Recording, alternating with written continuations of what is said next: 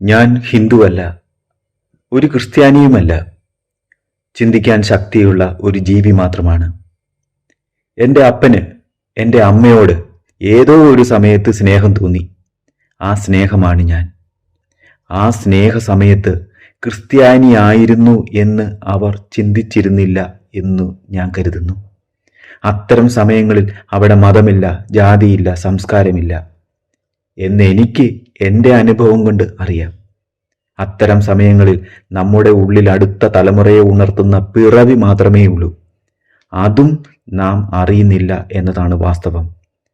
പിറവിയുടെ കടിഞ്ഞാൺ പ്രകൃതിയിലുമാണ്. ഞാൻ മനസ്സിലാക്കിയ സത്യം ഇതാണ്: ഓർമ്മകളിൽ ജീവിക്കുന്നവർ നരകത്തിലാണ് ജീവിക്കുന്നത്. കാരണം കഴിഞ്ഞ കാലങ്ങളിലെ ഓർമ്മകൾ ക്രൂരമായ സംസ്കാരമാണ്. ക്രൂര സംസ്കാരങ്ങളിൽ ആദ്യത്തെ മനുഷ്യക്കുരുതിയാണ് മതം, പിന്നെ ജാതി, വർഗം, വർണ്ണം, അങ്ങനെ എണ്ണിയാലൊടുങ്ങാത്ത സങ്കടക്കടൽ.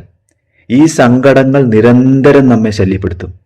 എങ്ങനെ ഇത്തരം ദുഃഖങ്ങളിൽ നിന്ന് പുറത്തു വരാം എന്നാണ് ഗുരു എന്നെ പഠിപ്പിച്ചത്. അതിനാൽ ഒരു വ്യക്തി എൻ്റെ മുന്നിൽ വരുമ്പോൾ അയാളിൽ എൻ്റെ ക്രൂര ഓർമ്മകൾ വെച്ച് മലിനമാക്കാറില്ല. കാരണം എൻ്റെ ഓർമ്മകൾ എന്നത് ദുഃഖമയമാണ്. അത് വെച്ച് എങ്ങനെ മറ്റൊരാളെ കാണും? നാം എല്ലാവരും ഇതേപോലെ അവനവൻ്റെ വിഡ്ഢിത്തരം കൊണ്ട് മറ്റൊരാളെ വിലയിരുത്തുന്നവരാണ്. ഈ മനോവികാര വിലപേശലാണ് മനുഷ്യൻ എന്ന മഹാപ്രപഞ്ചത്തെ തിരിച്ചറിയുവാൻ അസാധ്യമാക്കുന്നത്. ഞാൻ മനുഷ്യരെ കാണുന്നത് ഇങ്ങനെയാണ്. മുന്നിൽ നിൽക്കുന്ന ആൾക്ക് പിറവിയിലൂടെ മാതാപിതാക്കളിൽ നിന്ന് ലഭിച്ച ഉള്ളിലുള്ള ഒരു തുള്ളി സ്നേഹമുണ്ട്. എൻ്റെ മാതാപിതാക്കളിൽ നിന്ന് ലഭിച്ച അതേ സ്നേഹം, ആ സ്നേഹം പ്രകൃതിയാണ്. അതിൽ നോക്കുമ്പോൾ ഞാനും അയാളും ഒന്നായി മാറും. ഒന്നായി മാറുന്ന പരിശീലനമാണ് യോഗ.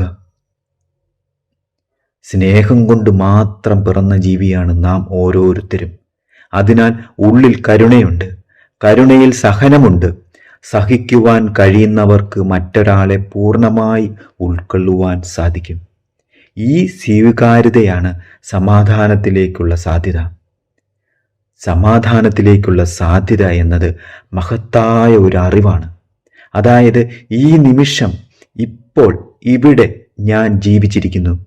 അതിനാൽ അയാളെ ഞാൻ അനുഭവിച്ചറിയുന്നു. അടുത്ത നിമിഷം എന്നത് ഇവിടെ തന്നെ ഉണ്ട്. എന്നാൽ ഞാൻ ഇവിടെ ഉണ്ടാകണമെന്നില്ല. അതിനാൽ ഞാൻ ജീവിച്ചിരിക്കുന്നു എന്നത് തന്നെ പ്രകൃതിയുടെ